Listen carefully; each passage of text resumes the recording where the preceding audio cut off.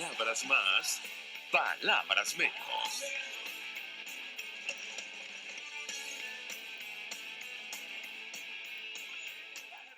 Radio, lo mejor este jueves 5 de noviembre del año 2020. Todo el equipo que trabaja para ustedes a partir de esta hora los saluda. En la producción, María García, en la redacción, Jackson Vargas, en los controles, Néstor Tobar, quien tendrá el inmenso placer de acompañarles, María Alejandra Trujillo. Saben, ustedes se pueden comunicar desde muy temprano a través de la cuenta en Twitter, @RCR750, seguirnos por el Periscope, por internet, rcr750.com y el resto de nuestras plataformas digitales a través de TuneIn y YouTube. Escuchaban ustedes algunos titulares de los diarios de circulación nacional, temas que vamos a debatir a lo largo de la mañana de hoy. Sin duda alguna, la incertidumbre sobre el destino político de los Estados Unidos es materia de debate a esta hora. Insistimos, el resultado de la elección tendrá un impacto para el mundo, América Latina y especialmente para Venezuela. Biden avanza hacia la Casa Blanca, esto lo dice el país de España, con las victorias en Michigan y Wisconsin. Donald Trump, candidato republicano, comienza una batalla legal contra el escrutinio agitando el fantasma del fraude electoral. Y da la impresión que va a tomar unos días conocer finalmente quién será el próximo presidente de los Estados Unidos. En tanto eso ocurría en Estados Unidos, la crisis avanza en nuestro país. Ayer los docentes una vez más salían a la calle en compañía del personal de salud, el que peor ha llevado la crisis del coronavirus en nuestro país y que tiene que afrontar el día a día con $2-3 diarios, mensuales en Venezuela. Y por si esto fuera poco, avanza también la agenda electoral del chavismo y también de la oposición. El chavismo promueve este proceso para el mes de diciembre para tener un congreso afín, en tanto la Alternativa Democrática, la Asamblea Nacional, promueve una consulta popular. Nos acompañan Carmen Beatriz Fernández para tratar de armar este rompecabezas internacional y nacional. Carmen Beatriz Fernández es especialista en marketing político, además forma parte del equipo de Data Estrategia. Un gusto conversar con ella. Muy buenos días. Buenos días, María Alejandra. Un gustazo, como siempre. Pues mucho interés de conocer su opinión. Inicio con el tema de las elecciones en los Estados Unidos. Insisto, esto va a tener un impacto directo sobre nuestro país. Se esperaba que la contienda llegara finalmente a tribunales. Hay gran expectativa e incertidumbre. Yo le pediría una primera valoración acerca de lo que está ocurriendo en ese país. Bienvenida. Muchas gracias, María Alejandra. Sí, efectivamente hay, yo creo que ya no hay mucha incertidumbre, ¿no? Porque ya lo que falta, ayer pasaron muchas cosas en esta elección tan particular y tan noticiosa, pero una de las cosas más llamativas que pasó a última hora fue que finalmente Fox, que es la cadena que ha estado apoyando, uno de los pocos medios de comunicación social, una de las pocas plataformas que ha endosado claramente al presidente Trump, le concedió a Biden los 264 votos electorales. Es decir, Biden está a solamente 6 votos del triunfo y esos 6 votos están representados por el estado de Nevada, que todo el mundo se lo concede a Biden, aunque no sea oficial todavía. Entonces, es decir, Biden estaría ya en esos 270 votos de colegios electorales, con lo cual Biden sería el presidente. Pero efectivamente ayer el presidente Trump, a través de unos twitters muy intensos y muy virulentos, cantó fraude adelantado, ¿no? Cantó fraude y además no solamente vociferó las posibilidades de fraude, sino que está entablando batallas legales para impedir que se sigan contando los votos de los estados que restan. Entre los estados que restan están Pensilvania, está Georgia, que eventualmente podrían ser también estados de Biden. Entonces, eso evidentemente genera una enorme tensión al sistema y está poniendo a prueba el sistema político norteamericano en una elección que repito, es una elección muy especial, es una elección que nunca en el siglo XXI, nunca en el siglo XX había tenido los niveles de participación en términos de participación electoral, lo que en Estados Unidos llaman el turnout del 67%. O sea, recordemos que las elecciones de hace 4 años, cuando ganó Trump, el nivel de participación fue del 55%. En las elecciones 2012 fue del 55% también. O sea, normalmente las elecciones en los últimos 50 años se han venido manteniendo alrededor del 50 y poco, 55%. Y la de este martes fue 67%, lo cual es en buena medida un indicador potentísimo de lo importante que ha sido vista esta elección para los norteamericanos, en buena medida también por efecto de la crispación y de la polarización, y también de las facilidades que en esta ocasión hubo y de lo que se intensificó el voto por correo por efecto de la pandemia, ¿no? Ahora yo tengo que preguntarle, porque la situación es francamente tensa. Dice el diario El País de España que el trumpismo se echa a la calle por las sospechas infundadas de fraude, y hemos seguido de cerca esta elección por el impacto que va a tener para nuestro país en las cadenas internacionales, las cadenas estadounidenses, Fox News, CNN Internacional, y coinciden en asegurar que pase lo que pase con esta elección, Estados Unidos va a quedar como un país dividido, altamente polarizado. Yo le pediría un comentario sobre este tema en específico y el impacto que puede tener a la larga para la política internacional que va a poner en práctica uno u otro candidato. ¿Qué puede decirnos?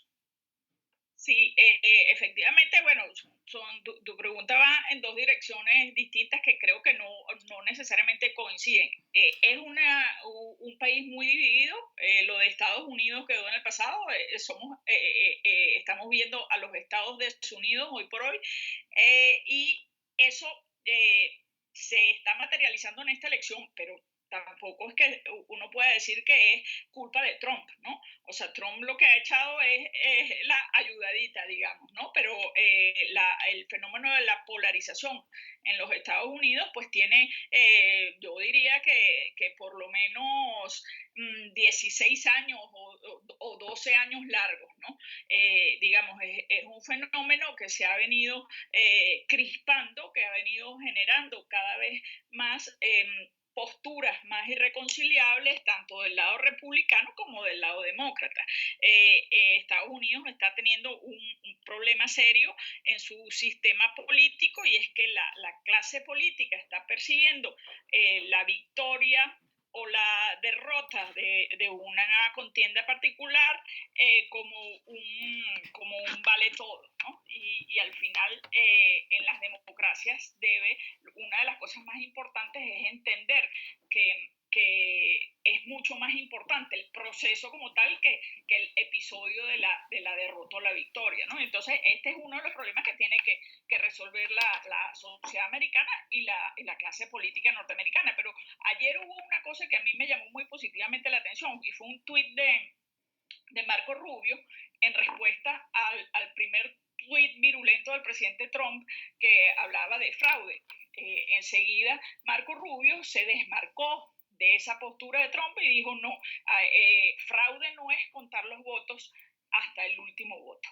Los votos deben contarse hasta el último voto, y si tú tienes un sistema que es aceptado consensualmente, que es el sistema de votación por correo, que ha sido además tan usado en esta elección, tanto por demócratas como por republicanos, tú tienes que contar los votos hasta el final, ¿no? Anticipándose a esta jugada legal o este empeño que está haciendo Trump de impedir que se cuenten los votos hasta el final en Pensilvania particularmente, en Georgia también, y en Wisconsin, básicamente, ¿no?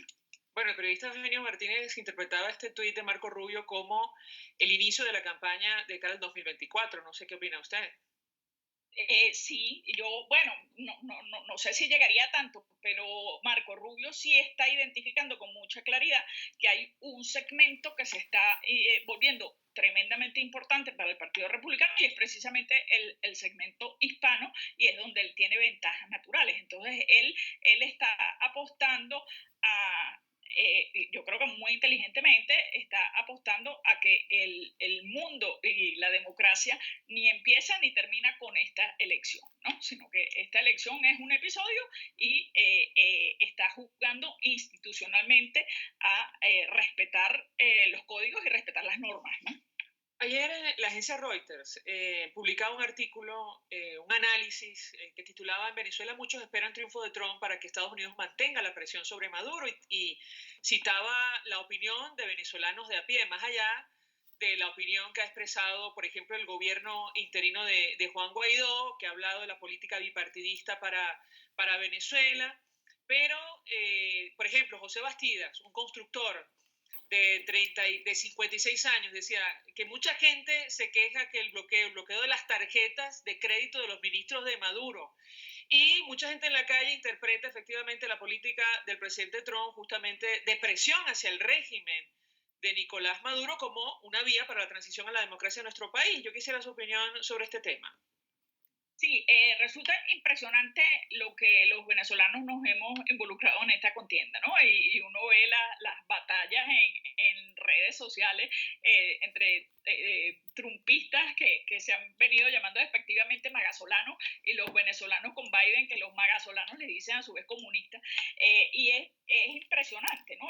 Y efectivamente hay una preferencia entre los venezolanos hacia Trump, pero lo interesante es que no son solamente entre los venezolanos que son venezolano-americanos y que tienen derecho a voto, sino en los venezolanos en Venezuela, en los venezolanos en Perú, en los venezolanos en Colombia, que no tienen nada que ver con la contienda americana. Y es entendible porque es una forma de agradecimiento, digamos, de los venezolanos del compromiso que ha mostrado el presidente Trump con la causa venezolana. Pero yo creo, y es mi opinión muy particular, que eso no es lo más inteligente para la causa venezolana. Lo más inteligente para la causa venezolana es establecer tratar de lograr, como hasta ahora se ha venido logrando, un compromiso bipartidista hacia la causa democrática. La causa democrática en Venezuela no es una batalla que se libra desde la derecha ni desde la izquierda, es una batalla que cualquier entidad democrática y cualquier partido político democrático debe abrazar como suya. Y eso es válido para Estados Unidos, pero es válido también para España, ¿no? Y es válido para toda Europa, es válido para todos los partidos políticos democráticos y ese debe ser el esfuerzo de los venezolanos, ¿no? Entender o hacer entender que esto no es de socialdemócratas, ni de demócratas cristianos, ni de liberales, ni de conservadores, ni de progres, sino es la causa de la democracia, que es la causa de los valores occidentales, es la causa de la democracia liberal la que está en juego con Venezuela, no es un tema particular. En el caso de Venezuela, lo hemos hablado con varios analistas, está claro que la política efectivamente es bipartidista porque el interés estamos hablando del interés de Estados Unidos como nación, es decir, estratégico y sobre todo en la región. Sin embargo, ha trascendido que de ganar el candidato demócrata variaría su política hacia nuestro país. En lo referente al presidente interino, por ejemplo, seguramente ha leído usted el artículo de New York Times citando fuentes, asesores de Joe Biden. Ellos han dicho que tienen poca fe en seguir tratando a Juan Guaidó, quien intentó sin éxito, dice el artículo, de persuadir a las Fuerzas Armadas de romper filas con Maduro, y se plantea incluso la posibilidad de entablar una negociación directa con Nicolás Maduro. Le preguntaría un comentario respecto a qué impacto puede tener un cambio, un viraje de esa naturaleza para el devenir político de nuestro país. Bueno, a ver, ¿quién está demostrado que intentó un acercamiento con Maduro para negociar es el presidente Trump? Y eso sucedió en México hace escasamente un par de meses. Es decir, no creo, yo sí creo que hay tanto entre republicanos como demócratas, como del Departamento de Estado, un intento por ver qué nuevas cosas pueden hacerse con el caso venezolano. Eso sin duda, porque lo que se ha hecho hasta ahora ha fallado. ha fallado estrepitosamente, y eso es una verdad como un templo. Entonces, que pueda haber un cambio en las políticas de política internacional respecto a Venezuela por parte del Departamento de Estado, pues puede haber un cambio, pero ese cambio iba a suceder con Trump o va a suceder con Biden, porque el cambio consiste en buscar cosas que esta vez surtan efecto. Y la meta es la misma, la meta es lograr la democratización de Venezuela, lograr que Venezuela rescate su democracia. Hasta donde ha llegado el Departamento de Estado, eso no tiene vuelta atrás. O sea, el que piense que porque gane Biden, el Departamento de Estado va a revocar todas las sanciones petroleras y las sanciones individuales, pues no tiene ni idea de lo que está diciendo. O sea, hasta donde ha llegado el Departamento de Estado, eso, ahí no hay retroceso. Y el Departamento de Estado ha fijado no solamente unas sanciones, sino ha fijado una forma, una hoja de ruta posible para resolver el tema de las sanciones, que es el tema que genera más presión en Nicolás Maduro, y no solo Nicolás Maduro, sino en toda esa nomenclatura que está cercana a Nicolás Maduro, que sufre en carne propia el rigor de las sanciones financieras fundamentalmente. Tengo que preguntarle, porque una de las medidas o uno de los anuncios que se ha hecho en víspera a los comicios que organiza el chavismo es el desconocimiento de ese proceso para instalar un Congreso afín, una Asamblea Nacional oficialista. Yo le pedí un comentario, veíamos una entrevista que ofrecía a usted a un portal informativo diciendo, bueno, expresando algo que ya ha dicho en otra oportunidad, nadie va a ganar con este proceso que está promoviendo el chavismo para el mes de diciembre. ¿Qué escenario avisora usted por delante para nuestro país una vez se concrete este fraude o esta elección? La escuchamos. Bueno, el mejor escenario posible para Venezuela sería que hoy, antes de las elecciones, entre comillas, del 6 de diciembre, que eso no pueden considerarse unas elecciones, ese proceso se abortase. ¿Es posible a estas alturas? Yo creo que sí es posible. ¿Es probable? A lo mejor no. Pero desde luego es posible a estas alturas, vía el TCJ o vía alguna otra fórmula, que se suspendieran esas elecciones por razones múltiples. Una por inconstitucionalidad muy clara, ¿no? Es violatoria esa elección, esa falsa elección es violatoria de la Constitución porque está cambiando el sistema electoral y está cambiando el sistema político, diseñando una cosa que es un parapeto, un monstruo que no está inscrito en la Constitución, pero además está violando el derecho a voto de los venezolanos al no incluir a los venezolanos que estamos en el extranjero, que pertenecemos a la diáspora, y al estar privando a las comunidades indígenas de su legítimo derecho a voto. Entonces es muy inconstitucional por distintos flancos que tú lo mires. Además es ilegal porque ha hecho un montón de cambios muy cercanos a la fecha de las elecciones. Pero además de todo eso tienes la pandemia atacando con gran ferocidad, y además tienes el terrible problema energético en Venezuela que te dificulta las movilizaciones y le dificulta las movilizaciones hasta quienes son partidarios del propio madurismo o del propio régimen. Entonces, hay muchísimas razones por las cuales tú podrías suspender esas elecciones, y suspender esas elecciones sería el primer buen paso en la dirección de un encuentro mínimo que abortase esa dirección, ese camino perder que cada día nos está conduciendo a Venezuela a abismos más profundos, ¿no? Finalmente le preguntaría acerca de la contraofensiva de la alternativa, las posibilidades de éxito de esta consulta popular que se va a celebrar durante varios días. Se inicia el próximo 5 de diciembre. La escuchamos. Sí, se inicia el 5 de diciembre, entiendo que es de manera electrónica entre el 5 y el 12, y tendrá una actividad presencial el día 12. Esa consulta entraña riesgos importantes para el sector democrático que la está promoviendo. Sin duda es una propuesta riesgosa, pero a favor de ella creo que está haciendo algo muy importante, y es mostrar un camino del deber ser. mostrar un camino de la democratización posible al estar permitiendo, por ejemplo, esa expresión de voluntad por parte de quienes están en la diáspora, al estar mostrando, y veremos si efectivamente lo logra, pero está mostrando cómo puede hacerse un proceso de consulta que sea transparente.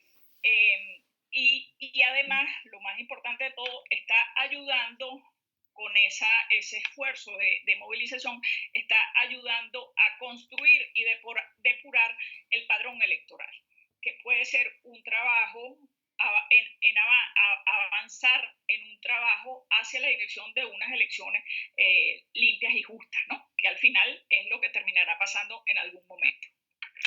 Beatriz Fernández, como siempre, un gusto conversar con nuestra invitada, especialista en marketing político, pero además forma parte del equipo de Data Estrategia. Gracias. Vamos a la pausa. Gracias. Vamos a la pausa. Regreso, venimos con más. Usted escucha